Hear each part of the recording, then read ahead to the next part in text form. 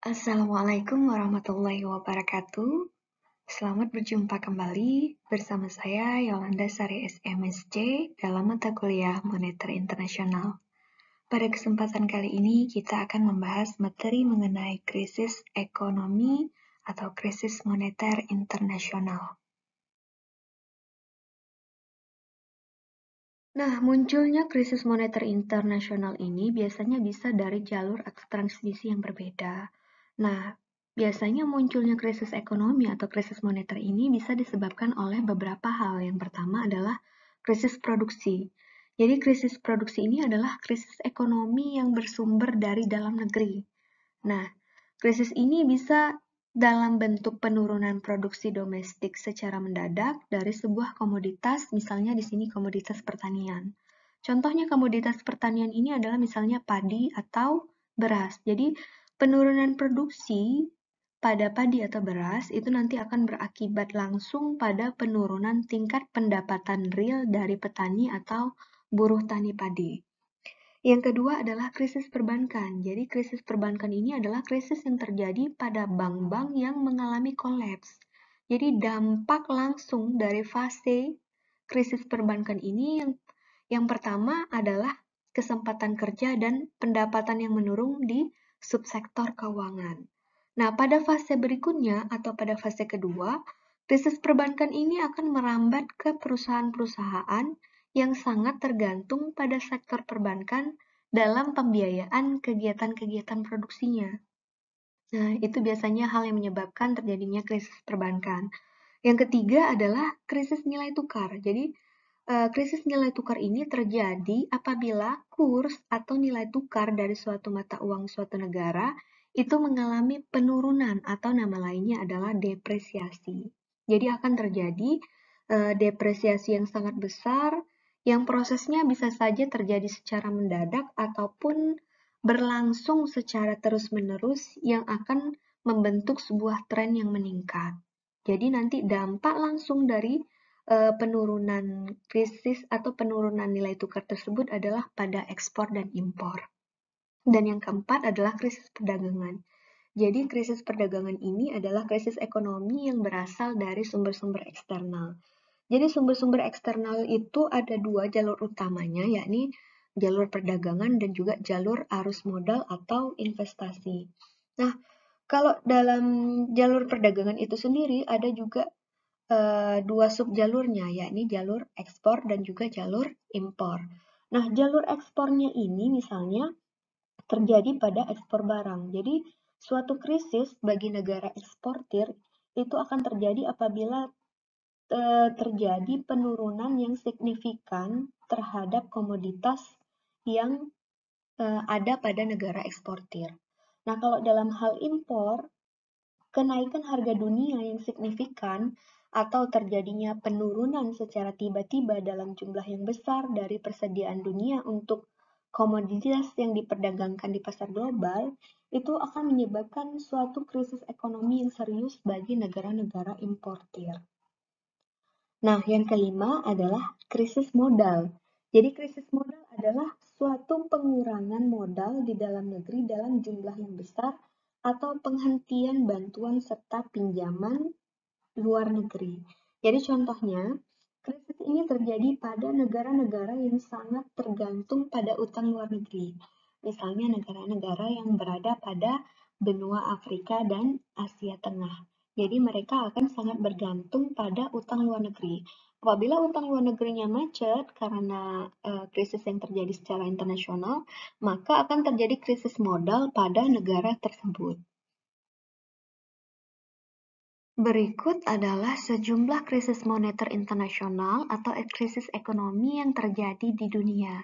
Nah, pada tahun 1931 itu negara Austria itu mengalami krisis perbankan. Artinya di sini akan terjadi kolaps pada banyak bank di negara Austria. Akibatnya kejatuhan perbankan di Jerman yang kemudian mengakibatkan berfluktuasinya mata uang internasional. Nah, yang pada tahun 1944 sampai 1966 itu Prancis juga mengalami hiperinflasi. Jadi hiperinflasi itu adalah inflasi yang terjadi di atas 100%. Akibatnya dari kebijakan tersebut itu mulai meliberalkan perekonomiannya. Ini yang terjadi pada Prancis ya. Pada tahun 1944 sampai 1946 juga negara Hungaria mengalami hiperinflasi dan krisis moneter. Selanjutnya, pada tahun 1945 sampai 1948, itu Jerman mengalami hiperinflasi akibat Perang Dunia Kedua. Jadi hiperinflasi tadi adalah inflasi yang terjadi di atas 100%, jadi itu sangat besar ya. Pada tahun 1945 sampai 1955 itu juga terjadi krisis perbankan di Nigeria akibat pertumbuhan bank yang tidak terregulasi dengan baik. Jadi sehingga bank-banknya mengalami kolaps. Pada tahun 1978 sampai 1980 juga terjadi resesi besar di negara-negara industri akibat boikot minyak oleh OPEC.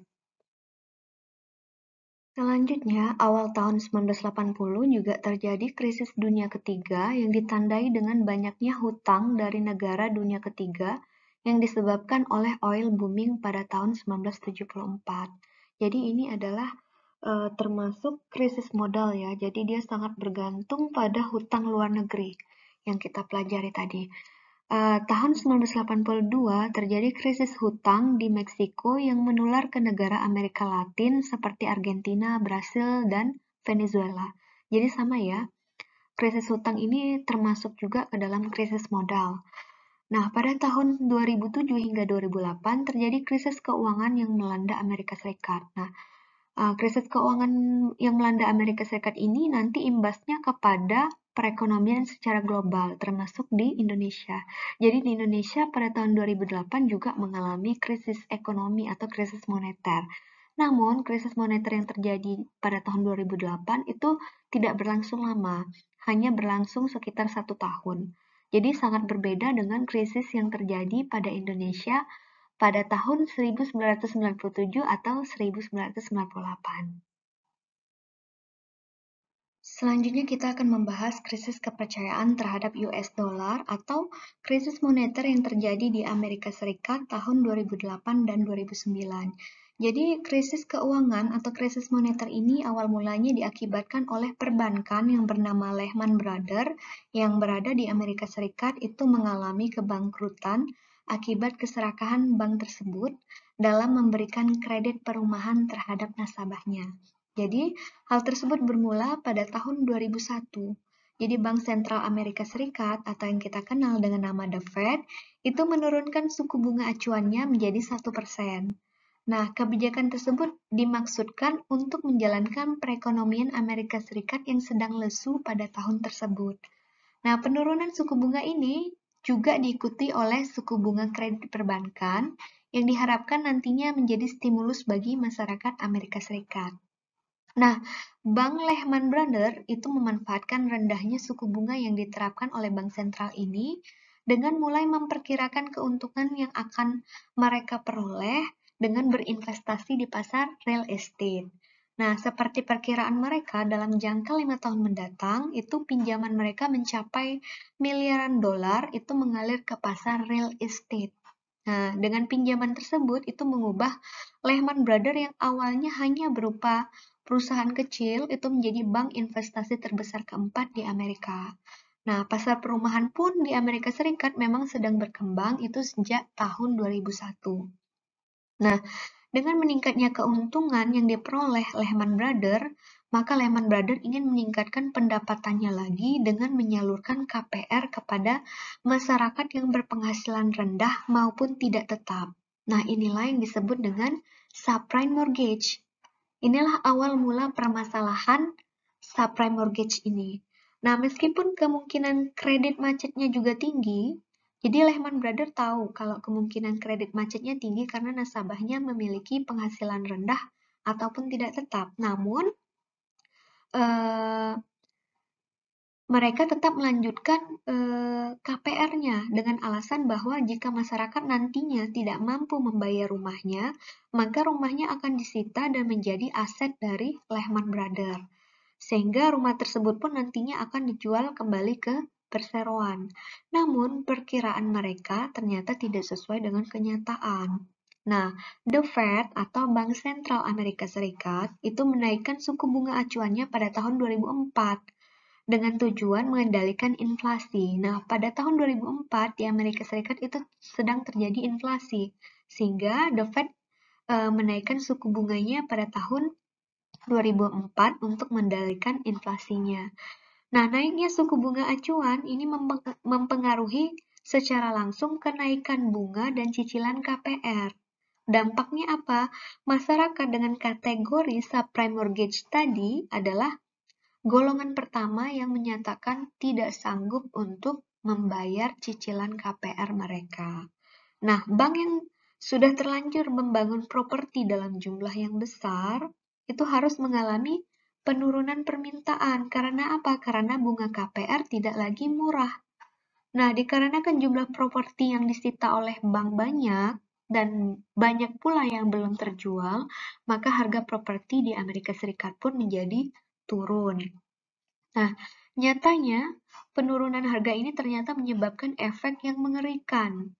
Masyarakat yang masih terikat KPR itu memiliki beban cicilan utang yang sangat besar kepada bank, dikarenakan kenaikan bunga tersebut. Di sisi lain, nilai rumah mereka semakin turun. Nah, akibatnya banyak timbul kasus utang KPR di bank itu lebih besar dibandingkan nilai rumah mereka. Nah, sehingga menyebabkan masyarakat Amerika Serikat itu mulai enggan membayar cicilan rumah yang tinggi. Tetapi harga rumah mereka sesungguhnya sangat murah. Inilah yang menyebabkan Lehman Brothers atau Bank Lehman Brothers tadi menjadi bangkrut. Nah, dengan bangkrutnya Lehman Brothers ini, itu membuat pasar saham mengalami tekanan. Sehingga The Fed atau Bank Sentral Amerika itu terpaksa memangkas suku bunganya dalam 3 bulan sebanyak 2,25%. Nah, Indonesia pun terkena imbasnya dari krisis yang terjadi di Amerika Serikat. Indonesia imbasnya apa? Terjadi penurunan IHSG atau Indeks Harga Saham Gabungan itu sebesar 58,25%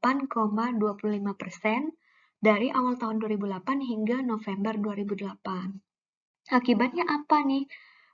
Apa yang dilakukan oleh pemerintah Amerika Serikat untuk mengatasi krisis yang terjadi di Amerika Serikat tersebut? Maka pemerintah Amerika Serikat campur tangan dalam mengalami permasalahan krisis tersebut dengan menggelontorkan uang sebesar dana triliunan rupiah untuk membeli obligasi baik surat utang maupun obligasi kredit perumahan di Indonesia. Nah, dengan kebijakan tersebut, dengan kebijakan moneter tersebut, itu akan meningkatkan jumlah uang yang beredar dengan membeli surat-surat berharga pemerintah. Jadi, jumlah uang yang beredar dalam hal ini dolar itu akan semakin banyak. Nah, memang hasilnya adalah dolar Amerika menjadi melemah. Namun, kebijakan ini mengakibatkan jumlah uang dolar itu tersebar ke negara-negara berkembang, termasuklah di Indonesia. Inilah awal mula mereka untuk memutar ulang perekonomian yang terjadi di Amerika Serikat. Sebelum masuk ke krisis yang terjadi di Indonesia, kita harus tahu dulu penyebabnya yang berasal dari krisis moneter di Asia Tenggara. Jadi, krisis yang menyebar di Asia Tenggara itu bermula dari ekonomi Thailand yang terguncang. Nah, rentannya perekonomian negara-negara tetangga ini membuat virus krisis dengan cepat menyebar dan menggerogoti perekonomian. Nah, pada Juli tahun 1997, pemerintah Thailand itu menerbitkan kebijakan nilai tukar mengambang terhadap mata uangnya yakni baht. Hal ini dilakukan untuk mengamankan cadangan devisa dari spekulan mata uang serta untuk merangsang pendapatan ekspor. Namun ternyata langkah yang diambil oleh pemerintah Thailand itu gagal sehingga berdampak pada negara Asia lainnya, khususnya negara Asia Tenggara dan yang masuk dalam ASEAN Economic Miracle Countries seperti Indonesia. Nah, saat krisis melanda tahun 1997 dan 1998, itu perusahaan memilih untuk menjaga likuiditasnya dari berbagai risiko yang meningkat karena krisis yang berakibat menurunnya suplai dolar. Nah, hal ini berdampak pada tingginya permintaan dari negara lain yang berujung pada terdepresiasinya nilai mata uang lokal. Akibatnya apa? Karena terjadi depresi nilai mata uang, maka harga barang impor itu menjadi cenderung lebih mahal, sehingga masyarakat dalam negeri hanya memiliki pilihan barang produksi nasional saja, sehingga permintaan akan barang lokal ini tumbuh terlalu tinggi, namun pertumbuhan suplainya tidak sebanding sehingga harga meningkat. Hal ini diperburuk oleh kondisi global yang juga cenderung menurunkan kemampuan daya beli masyarakat. Akibatnya, terjadilah dorongan atau meningkatnya laju inflasi khususnya di negara-negara Asia Tenggara yang hampir semuanya mengalami lonjakan inflasi yang cukup tinggi. Jadi, pada saat itu Indonesia masuk dalam urutan ketiga di Asia Tenggara dalam hal tingginya inflasi. Jadi pada tahun 1998, tingkat inflasi Indonesia itu mencapai 77,6%, meningkat tajam dari 11,03% di tahun 1997. Nah, inflasi Indonesia ini mulai stabil pada tahun 2000 dengan tingkat inflasi sebesar 9,4% dan di tahun 2001 dengan tingkat 12,6%. Selanjutnya, kita akan membahas mengenai krisis moneter yang terjadi di Indonesia. Jadi, pada tahun 1997 dan 1998, Indonesia mengalami krisis moneter. Jadi, timbulnya krisis moneter di Indonesia ini sejatinya dipicu oleh beberapa faktor, mulai dari sektor ekonomi, sosial, hingga politik. Namun, yang menjadi penyebab utamanya adalah merosotnya nilai tukar rupiah terhadap dolar Amerika Serikat yang sangat tajam. Walaupun ini bukan merupakan faktor satu-satunya, tetapi ada beberapa faktor lain yang menyebabkan terjadinya krisis. Jadi, indikasi terjadinya krisis moneter sebenarnya sudah tercium sejak tahun 1997, tepatnya di bulan Agustus tahun 1997. Mata uang rupiah pada saat itu terlihat merosot dan mencapai titik terendahnya pada bulan September. Nah, jika bulan-bulan sebelumnya nilai rupiah berada di angka 2.380 per dolar, hanya dalam kurun waktu 1 tahun nilai rupiah babak belur dan mencapai depresiasi sebesar 600%. Nah, pada bulan Juli 1998, 1 dolar Amerika Serikat itu dihargai sebesar 16.650 rupiah. Meskipun begitu, pada tanggal 31 Desember 1998, nilai rupiah mulai menguat ke angka 8.000 per dolarnya. Beberapa faktor yang menyebabkan krisis moneter di Indonesia diantaranya, yang pertama, dianjurnya sistem kurs mengambang bebas tanpa ada campur tangan pemerintah. Artinya di sini kurs dibiarkan mengikuti kekuatan permintaan dan penawaran di pasar uang. Padahal kita tahu kalau sistem kurs mengambang bebas ini hanya diperuntukkan bagi negara-negara yang perekonomiannya kuat maupun negara-negara maju. Sedangkan Indonesia yang sedang mengalami krisis, sebaiknya seharusnya tidak menggunakan sistem kurs mengambang bebas, tetapi harus ada campur tangan dari pemerintah. Yang kedua, utang luar negeri jangka pendek dan menengah yang semakin besar. Umumnya, utang luar negeri ini berasal dari sektor swasta dan umumnya dia berjangka pendek sehingga menciptakan kondisi yang tidak stabil.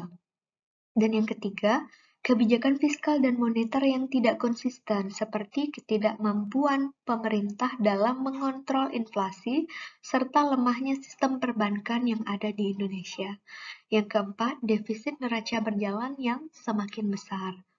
Karena pendapatan negara tidak semakin banyak, artinya di sini utang luar negeri yang semakin besar, sehingga mengakibatkan terjadinya defisit neraca berjalan yang semakin besar pula. Yang kelima, terjadi krisis kepercayaan dan kepanikan yang menyebabkan masyarakat luas menyerbu membeli dolar Amerika Serikat karena nilai rupiah yang anjlok sehingga masyarakat panik dan menyebabkan untuk mereka menyimpan dan menyerbu untuk membeli dolar Amerika Serikat. Yang keenam adalah ketidakstabilan politik atau semakin tidak jelasnya arah perubahan politik seperti ketidaktegasan pemerintah dalam mengambil keputusan. Baik, untuk selanjutnya Coba dijawab pertanyaan berikut, apakah sama krisis moneter yang terjadi di Indonesia pada tahun 1997-1998 dengan krisis moneter yang terjadi di tahun 2008? Jelaskan alasannya. Terima kasih karena sudah menyimak materi hari ini. Semoga materi kali ini dapat bermanfaat dan sampai bertemu di materi-materi berikutnya. Saya akhiri, wassalamualaikum warahmatullahi wabarakatuh.